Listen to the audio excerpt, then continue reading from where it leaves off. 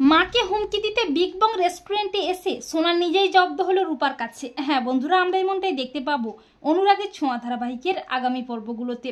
সোনা বিগ বং রেস্টুরেন্টে এসে দীপাকে নানাভাবে অপমান করতে থাকে, আর দীপারও বারবার মনে হয় যে ওই মেয়েটাই আমার সোনামা, ও আমার উপর অভিমান করে এ সমস্ত করছে।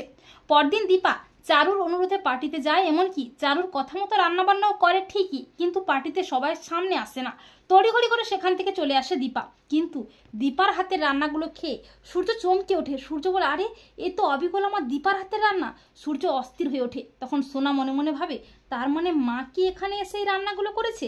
আর তা যদি হয়, মাকে কোনো মতেই এখানে আসতে দেওয়া যাবে না। মা আমার কাছ থেকে আমার বাবাকে আবারও কেড়ে নেবে, কিন্তু আমি তা হতে দেব না। পরদিন সোনা তড়িঘড়ি করে আসে বিগ বং রেস্টুরেন্টে মাকে হুমকি দিতে, আর সোনাকে দেখে দীপা আবার অবাক হয়ে যায়। দীপা মনে মনে ভাবে, এই মেয়েটা এখানে এসেছে, কিন্তু কেন এসেছে? তবে কি ওই আসলে আমার সোনামা? দীপা সোনাকে বলে, তুমি কিছু বলবে? তখন সোনা বলে, তুমি যখন জেনেই গেছো আমি তোমার সোনা, তাহলে বলে রাখি, হ্যাঁ আমিই তোমার সোনা, আর আমার বাবাও আছে আমার সাথে।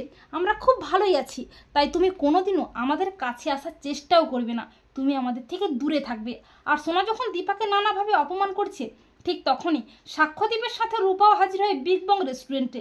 রূপা দূর থেকে তার মাকে দেখে চমকে ওঠে। রূপা মনে মনে ভাবে, তার মানে মা বেঁচে আছে, আমি এতদিন ভুল ভেবেছি। কিন্তু মা এই রেস্টুরেন্টে কি করছে? আর হ্যাঁ, ওই মেয়েটাই বা কে মাকে এভাবে অপমান করছে? রূপা বলে, সেও যে হোক না কেন, ওকে রূপা আজকে উচিত শিক্ষা দেবেই। এই বলে রূপা এগিয়ে গিয়ে সোনাকে দিয়ে ঠাটিয়ে চড়। সোনা বলে, হাউ ডেয়ার ইউ, কে তুমি? তোমার সাহস কি করে হলো আমার গায়ে হাত তোলার? তখন রূপা বলে, রূপার মাকে যদি কেউ খারাপ কথা বলে তাকে আমি ছেড়ে কথা বলবো না। আর রূপার নামটি শুনে চমকে ওঠে সোনা। সোনা বলে, তুমি পাতা মেয়ে? আর দীপা বলে, রূপা? আমার রূপা?